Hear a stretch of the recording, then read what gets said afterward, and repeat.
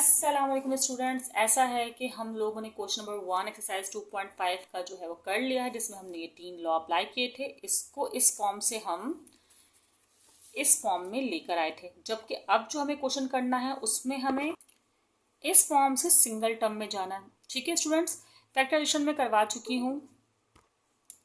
उसके अलावा भी जो है काफ़ी तरह के क्वेश्चंस अपलोडेड हैं, न्यूमेरिकल्स अपलोडेड हैं, फिजिक्स के कंप्लीट, केमिस्ट्री के न्यूमेरिकल्स अपलोडेड हैं, क्लास 9 क्लास मैट्रिक दोनों, और क्लास मैट्रिक का तो पूरा मैथ का कोर्स जो है वो अपलोडेड है। ठीक है, अच्छा फिलहाल हम इसको देखते हैं किन बातों में लग गए। अब यहाँ पे log A20 और इस तरह इसको सिंगल टर्म में लाना है। इस पर कुछ लगेंगे लॉस। देखिए हम ना लॉ यहाँ पर दो पहले लगाएंगे। इस माइनस और प्लस के साइन को हमें चेंज करना होगा। देखें पहले मल्टीप्लाई के साइन को हमने प्लस किया था और डिवाइड के साइन को हमने माइनस किया था। अब रिवर्स करना है, जहाँ प्लस है वहाँ मल्टीप्लाई आएगा और जहाँ माइनस है वहाँ पर क्या आएगा, डिवाइड आएगा। ठीक है स्टूडेंट्स, करेंगे काम। चलें पहले हम इसको देखते हैं। log a हम लिखेंगे और इनके पीछे माइनस है, एक बार log लिखा जाता है। log जो, अच्छा हम log को दो बार लिख देते हैं। चलो मैं सही से लिख कर दिखाती हूँ। देखिए जैसे फॉर एग्जाम्पल log mn लिखा हुआ है तो हम उसे लिख देते थे log m, मल्टीप्लाई है तो प्लस log n, दो बार log होता था। अब log एक बार हो जाएगा और ये माइनस है तो डिवाइड में आएगा। 20 divide by 50 mean log divide का रूल इस तरह होता था, log m minus log n। ज़्यादा पुरानी बात नहीं है, लास्ट वीडियो में ही करवाया। इस तरह ये लिखा हुआ नज़र आया है ना, तो इसको इस तरह कन्वर्ट कर लिया है हमने। अब यहाँ पे प्लस है, इसको अभी नहीं चेंज करें, 1 बाय 1 काम करें। ठीक है स्टूडेंट्स, इसको फिलहाल ऐसा ही लिखते हैं जैसे ये लिखा हुआ है। ओके, अब यहाँ पे कुछ सॉल्व हो रहा है जी, बिल्कुल सॉल्व हो रहा है। ये एक ही टेबल में आते हैं तो कैंसिलेशन हो रहा है, डिवीजन हो रहा है। 5 3 एंड 5 4 4/3।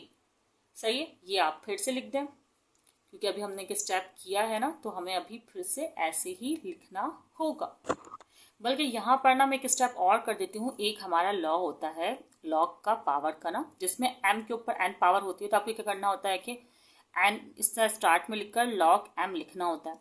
अब हमारे पास n log m लिखा हुआ है, n log m लिखा हुआ है, तो हमें log m करके पावर करना है। तो मैं इसको हटा कर ना फिलहाल इसको पावर की फॉर्म में दिखा देती हूँ ताकि स्टेप फजूल में ना पड़े एक्स्ट्रा।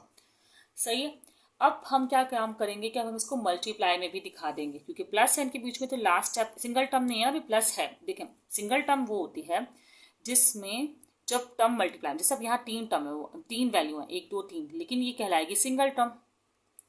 सही है, ये अगर मैं 2x को अलग कर दूँ और प्लस दिखा दूँ और 5 कर दूँ तो ये सिंगल टर्म नहीं कहलाएगी, ये 2 टर्म्स हो जाएंगी।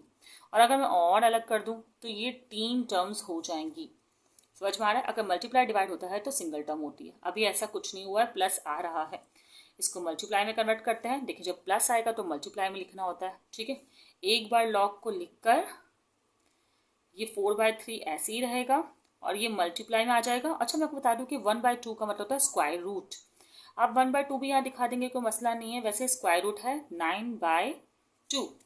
ओके, अब ये सिंगल टर्म हो गई। सब कोई प्लस माइनस साइन नजर आ रहा है आपको उसके दरमियान में? नहीं आ रहा, तो ये सिंगल टर्म में जो उन्होंने कहा था रिक्वायर्ड, इनकी जो बात थी वो मुकम्मल हो गई है। इस कॉन्सेप्ट को और क्लियर करने के लिए हम 1-2 क्वेश्चंस और भी करेंगे, डोंट वरी। ये रहा वो क्वेश्चन स्टूडेंट्स। देखिए यहाँ पर ना, यहाँ पर मैंने पहले इसलिए डिवाइड में किया था क्योंकि कोई पावर नहीं थी और मुझे सिंपल लग रहा था कि मैं डिवाइड वाले फॉर्म को पहले ख़त्म करूँ, रिवर्स करूँ। यहाँ पर ना पावर्स हैं, तो पावर्स जब आपके पास पहले आ रही हो हर जगह, तो आप पहले पावर वाले रूल को रिवर्स करेंगे। मीन की जो पावर है यहाँ आ जाएगी, ये जो पावर है यहाँ आ जाएगी, ये जो पावर है यहाँ आ जाएगी। जैसा कि यहाँ जो पावर थी वो यहाँ आ गई। देखें सही है, चलें काम कर लेते हैं हम जल्दी से। ये log a रहेगा और आप दिखा सकते हैं साइड में जो भी आप रूल्स अप्लाई कर रहे हो, नहीं तो अदरवाइज ऐसे भी चलेगा। log रहेगा, ये x माइनस 1 है, ये 3 पावर तो है, ये 1/3 यहाँ साइड में आ गई। फिर प्लस भी रहा, ये log रहेगा, ये x प्लस 1 है और ये 10/9 पावर आ गई। ये log रहा साइन भी रहा, x प्लस 1 भी रहा, और ये -1/9। अच्छा, -1/9 नहीं लिखे आप, या तो अगर आप -1/9 लिख रहे हैं, माइनस के साथ ले जा रहे हैं, तो यहाँ पर प्लस लिखें। ठीक है, तो मैं यही काम कर रही हूँ, प्लस लिख रही हूँ। ठीक है, अब उसके बाद क्या करें? उसके बाद आप देखिए कि कुछ सिंप्लीफाई हो रहा है तो इसको तो सिंप्लीफाई कर, जैसे 3 से 3 हो रहा है कैंसिल, और कुछ सिंप्लीफाई हो रहा है और कुछ नहीं हो रहा है, तो भी आप नोटिस करें एक चीज़ कि इनकी बेस सेम है। खैर अब ये नोटिस करने की बात नहीं, अभी हम पहले एक और लॉ अप्लाई करेंगे कि ये सब प्लस में है, तो आप मल्टीप्लाई वाला लॉ अप्लाई कर सकते हैं कि लॉग ए को एक बार लिख कर आप सबको मल्टीप्लाई में लिख दें। x-1 प्लस है तो मल्टीप्लाई आएगा, मल्टीप्लाई का साइन शो नहीं करते, x plus 1 10/9 and x plus आप शो करना चाहे तो कर भी सकते हैं, कोई एतराज़ नहीं है इसमें। चलो मैं करवा देती हूँ, वरना स्टूडेंट कंफ्यूज होंगे। x प्लस 1 -1/9, यहाँ पर लॉ अप्लाई हुआ, यहाँ पर भी लॉ अप्लाई हुआ। अब क्या करें, सॉल्व कर लेते हैं इसको। अभी ये सब मल्टीप्लाई के फॉर्म में सिंगल टर्म तो हो गए, लेकिन सिंगल टर्म हो गए, हाँ हमारा काम हो गया, लेकिन सिंप्लीफाई हो रहा है ना कुछ, तो वो सिंप्लीफिकेशन आप लोग करेंगे। अब वो क्या सिंप्लीफाई हो रहा है स्टूडेंट्स, वो ये सिंप्लीफिकेशन हो रही है कि देखें बेस सेम है, इसको आप लिखेंगे एक बार, ये 10/9 और ये -1/9, इसको सॉल्व करेंगे एक साथ करके।